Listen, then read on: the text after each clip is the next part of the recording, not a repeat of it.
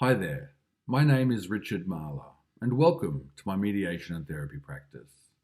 I thought I'd take a few moments to have a chat about some of the important issues that need to be considered when preparing for a family law property settlement negotiation or mediation.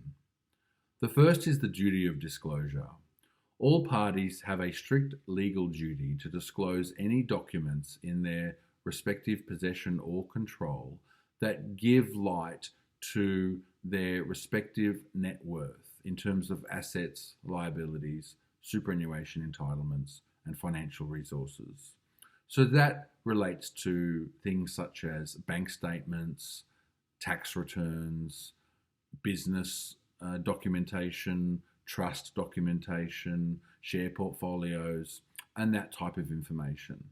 Now, it may be that parties can agree to waive some of that duty or even all of that duty if they're satisfied that there's no risk of significant assets being hidden or of relationship income being inappropriately spent. However, before that decision is made, you really should get legal advice as to the extent to which you would be willing to waive the duty of disclosure. The next is understanding the value of the assets that you hold. So, this may include real estate, business interests or partnerships, family trusts, investments, shareholdings, cash savings, motor vehicles, motorbikes, boats, caravans, or the like, tools of trade, antique furniture, artwork or jewellery, family heirlooms, and household contents. Now, with household contents, it depends. Oft times in family law mediations, we simply look at the fire sale value, which is not very high. So you might want to get some legal advice around that as to whether, in your particular circumstances, that would be advisable or whether you should seek that the household contents be formally valued. Next is liabilities, understanding what is owed to third party creditors such as banks. So that would be mortgages, personal loans, credit cards, hire purchase arrangements that might encumber certain assets. Any money that is owed to a third party is considered a liability.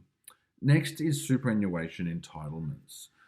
Now, superannuation entitlements can either be an accumulation benefit or a defined benefit. If they're an accumulation interest, then basically the value of the super fund is similar to having money in the bank, whereas a defined benefit interest is a formula that's applied that once the holder of the superannuation interest becomes eligible, once they're entitled to a payment, then there's a formula used to determine exactly how much that is to be paid and whether it's to be a lump sum or a pension. Now, something to consider is whether superannuation entitlements should be formally valued, and that decision shouldn't be made unless you've had some legal advice as to whether you should do that or not. Financial resources are another thing to consider. So that is in terms of, say, a compensation payout that hasn't been received yet, but that is pending, or perhaps an expected inheritance. Now, with inheritances, it's not simply enough to say, well, the other party is going to inherit lots of money one day. To be relevant for family law purposes, there'd need to be a very real there must be very real that there's going to be an inheritance received in the near future. So that would mean that perhaps there's a deceased estate that is yet to be distributed, or perhaps there is a person who is in palliative care or has a terminal illness. That's when it may become relevant to look at a deceased estate or some sort of entitlement to an inheritance.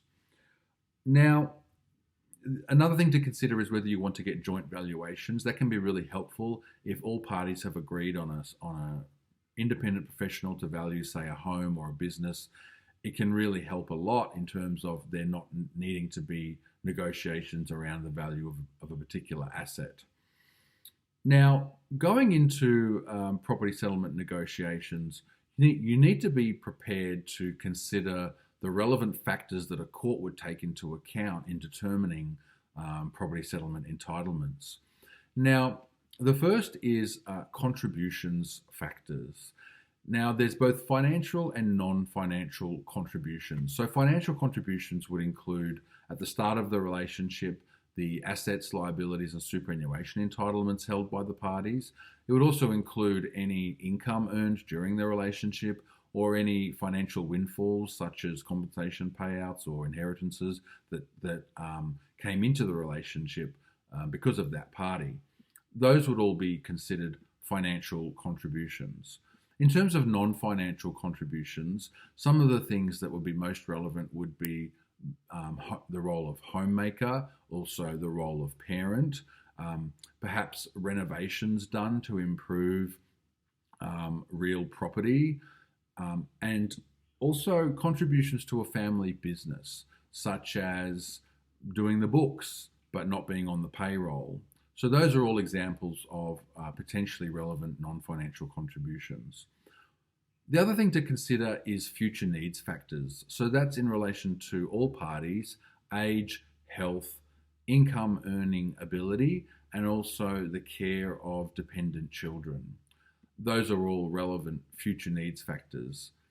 So to get the best result from a property settlement negotiation or mediation, I encourage you to turn your mind to these issues that I've raised, and it's also really important to get some independent legal advice so that you're best prepared for the process.